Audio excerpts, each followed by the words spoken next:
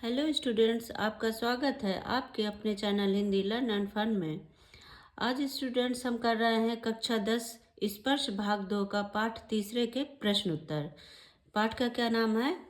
बिहारी जी के दोहे।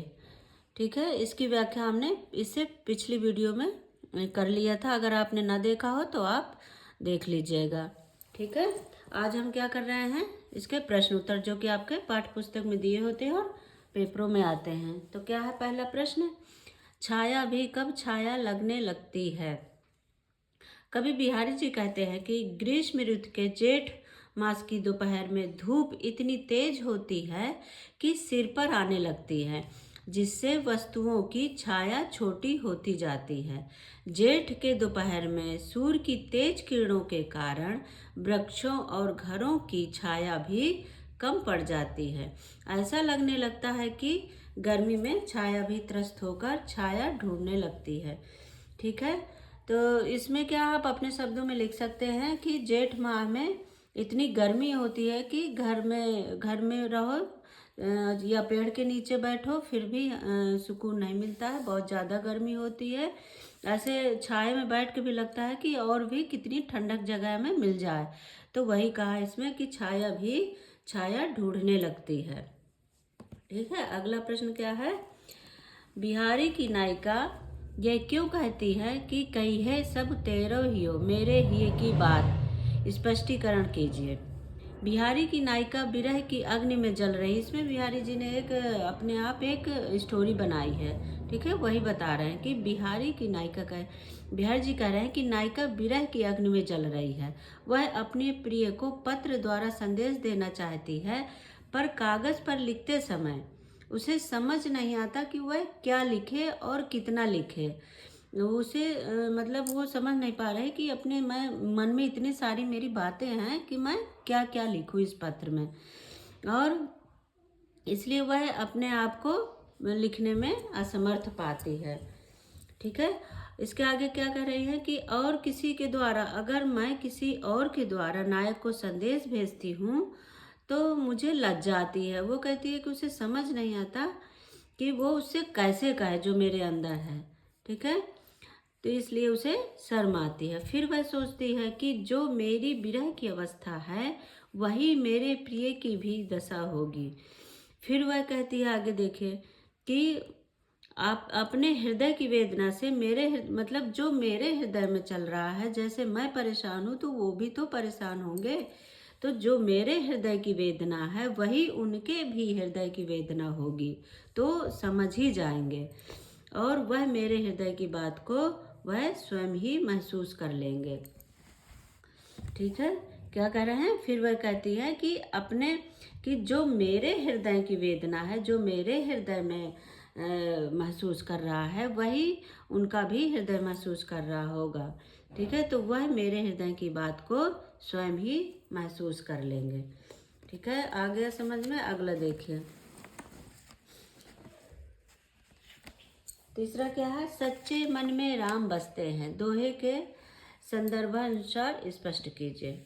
बिहारी जी कहते हैं कि सच्ची भक्ति मनुष्य के हृदय में होती है। ठीक है, सच्ची भक्ति मनुष्य के हृदय में होती है। वह कहते हैं कि ईश्वर प्राप्ति के लिए धार्मिक कर्म कांड को दिखावा समझते हैं। आगे क्या कह रहे हैं कि जो माला जपते हैं, तिलक लगाते हैं, छापे लगाते हैं उनके नाम का, ये सब आडंबर है, ये सब दिखावा है। ठीक है, इन सब से ईश्वर की प्राप्ति नहीं होती है। भगवान राम तो सच्चे मन की भक्ति से प्रसन्न होते हैं। हमारे सच्चे मन से हम उन्हें पुकारे तो हमें भगवान राम जरूर मिलते हैं। आप चाहे तो इनका स्क्रीनशॉट भी ले सकते हैं और अपना आराम से पढ़ते रहिए। ठीक है, अपने दोस्तों को भी बोलिए। आगे देखिए, अगला क्वेश्चन क्या है? गोपियाँ श्री कृष्ण की बांसुरी क्यों छिपा देती हैं? बिहारी जी कहते हैं कि राधा जी श्री कृष्ण से बहुत प्रेम करती हैं। वह अपनी मन की बातों को बताना चाहती हैं। वह अपने मन के भावों को कृष्ण जी के सामने रखना चाहती हैं। ठीक है, उनके मन में क्या है वो कृष्ण जी को बताना चाहती हैं, लेकिन वो बांसुरी में खोए रहते हैं। ठीक है, तो वो उनसे बात नहीं करते, इसलिए वो उनकी बांसुरी छिपा देते हैं। लेकिन कृष्ण जी को अपनी बांसुरी बहुत प्रिय है, वह उसे बजाने में खोए रहते हैं। राधा और गोपियाँ उनका ध्यान अपनी ओर आकर्षित करने के लिए मुरली छिपा देती हैं, ठीक है, ताकि बांसुरी मांगने के बहाने बांसुरी मांगेंगे तो कृष्ण जी उनसे बात जरूर करेंगे। और जब कृष्ण जी उनसे मुरली के बारे में पूछते हैं तो वह मना कर देती हैं, ठीक है, जब कृष्ण जी पूछते हैं तो वह मना कर देती हैं कि हमारे पास नहीं है। और वो एक दूसरे से इशारा करते हुए हंसने लगती हैं, ठीक है। इससे वो कृष्ण जी समझ जाते हैं कि इन्हीं के पास बांसुरी है और फिर वो मांगते हैं, लेकिन गोपियाँ मना कर देती हैं। अगला प्रश्न क्या है? बिहारी कवि ने सभी की उपस्थिति में भी कैसे बात की जा सकती है, इसका वर्णन किस प्रकार किया है? अपने शब्दों में लिखिए, ठीक है। इसमें क्या कह रहे हैं बिहारी जी कि घर में सबकी उपस्थिति में नायक और नायिका इशारों में अपनी मन की बात करते हैं। नायिका परिवार के लोगों के बीच बैठी है, ठीक है, नायिका जो है अपने परिवार के बीच बैठी है, तभी नायक द्वार पर आकर उससे इशारे में बात करता है, पर वह नायिका इशारे से मना कर देती है। यह देखकर नायक रीझ जाता है, जब वो मना कर देती है तो नायक रीझ जाता है। फिर क्या है, जब वो नायक रीझ जाता है तब नायिका खींच उठती है, और जब वो खींच उठती है तो दोनों के नेत्र मिल जाते हैं, और जब दोनों के नेत्र मिलते हैं तब दोनों प्रसन्न हो जाते हैं, और नायिका की आंखों में लज्जा आ जाती है, नायिका जो है शर्मा जाती है। इस तरह से कवि कहता है कि प्रेम को व्यक्त करने के लिए शब्दों की आवश्यकता नहीं पड़ती है, सबके बीच बैठे हुए भी आंखों ही आंखों के इशारों में वह बात कर सकते हैं, ठीक है। अगला क्या है, देखिए ये क्या है कि भाव स्पष्ट कीजिए।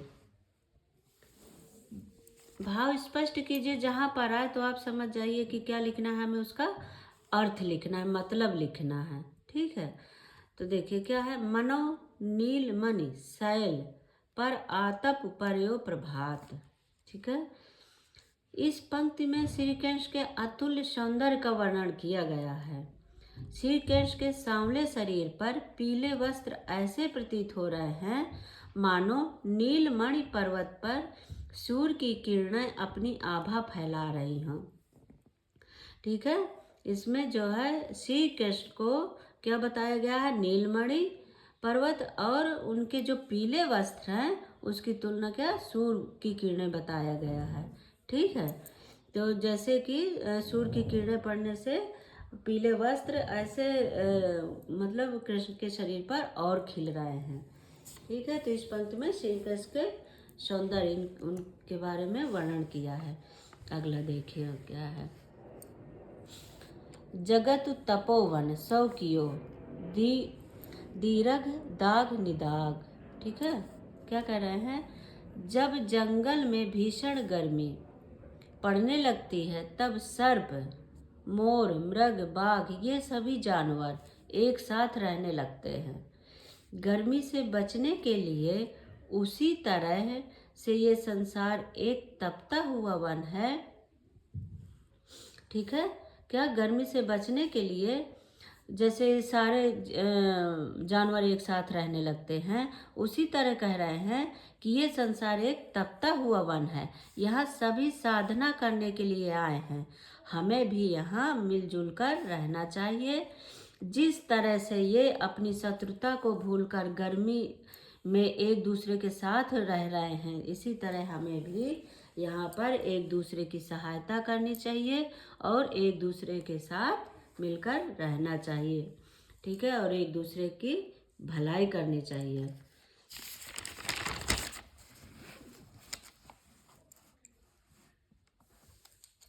अगला देखिए क्या कह रहे हैं कि जप माला छपय तिलक शरण एको काम मन काचय नाचय वृथा साचय राचय राम, ठीक है।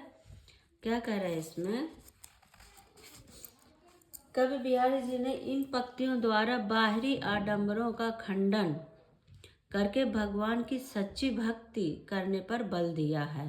ठीक है, उन्होंने कहा है कि हमें ये माला जपने से, तिलक लगाने से, उनका नाम छापने से भगवान नहीं मिलते हैं। ठीक है, कि सच्ची भक्ति मनुष्य के हृदय में होती है। माला जपने से, तिलक लगाने से, छापे लगाने से ईश्वर नहीं मिलते हैं। भगवान राम तो मन की सच्ची भक्ति से मिलते हैं। ठीक है बच्चों, तो आप इसका स्क्रीनशॉट भी ले सकते हैं। और आपको कैसी लगी वीडियो आप एक बार ज़रूर बताइए, कमेंट कीजिए, सब्सक्राइब कीजिए मेरे चैनल को, अपने दोस्तों को भी भेजिए। ठीक है बच्चों, थैंक यू।